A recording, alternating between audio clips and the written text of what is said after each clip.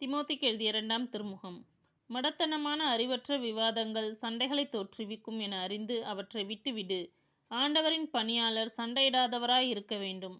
அது மட்டுமல்ல, அனைவரிடமும் கனிவு காட்டுகிறவராகவும் கற்பிக்கும் திறமையுடையவராகவும் தீமையை பொறுத்து கொள்பவராகவும் மாற்று கருத்துடையோருக்கும் பணிவோடு பயிற்றுவிப்பவராகவும் இருக்க வேண்டும். ஏனெனில் ஒருவேளை அவர்கள் உண்மையை அறிந்துணர்ந்து மனம் மாற கடவுள் அருள் கூறலாம். அழகையின் விருப்பத்திற்கேற்ப அதன் பிடியில் வாழும் அவர்கள் அதன் கண்ணிக்கு தப்பி மனத்தெளிவு பெறக்கூடும். இறுதி நாள்களில் மக்களின் போக்கு.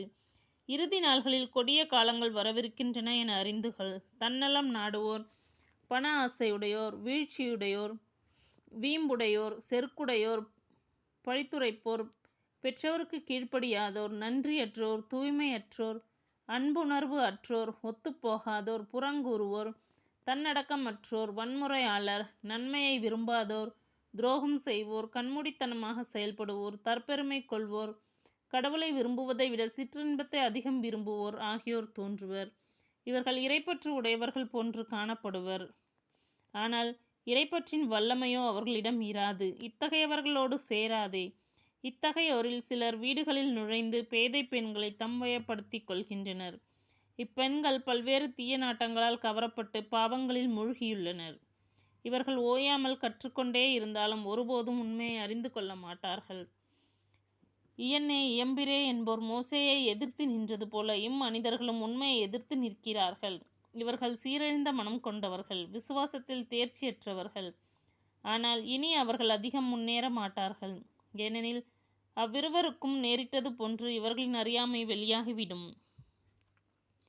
இறுதி அறிவுரை. என் போதனை, நடத்தை, நோக்கம், நம்பிக்கை, பொறுமை, அன்பு, மன உறுதி ஆகியவற்றை பின்பற்றி வந்திருக்கிறாய்.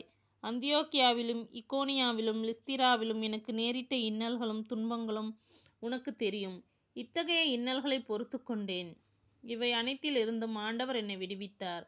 கிறிஸ்து இயேசுவிடம் இணைந்து இறைப்பற்றுடன் வாழ விரும்புவோர் அனைவரும் இன்னலுறுவர். ஆனால் தீயோர்களும் எத்தர்களும் மேலும் மேலும் கேடுறுவார்கள். ஏமாற்றும் இவர்கள் ஏமாந்து போவார்கள்.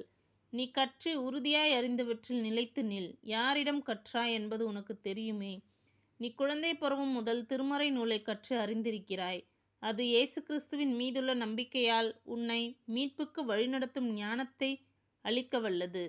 மறைநூல் அனைத்தும் கடவுளின் தூண்டுதல் பெற்றுள்ளது. அது கற்பிப்பதற்கும் கண்டிப்பதற்கும் சீராக்குவதற்கும் நேர்மையாக வாழ பயிற்றுவிப்பதற்கும் பயனுள்ளது. இவ்வாறு கடவுளின் மனிதர் தேர்ச்சி பெற்று நற்செயல் அனைத்தையும் செய்ய தகுதி பெறுகிறார். ஆமீன்.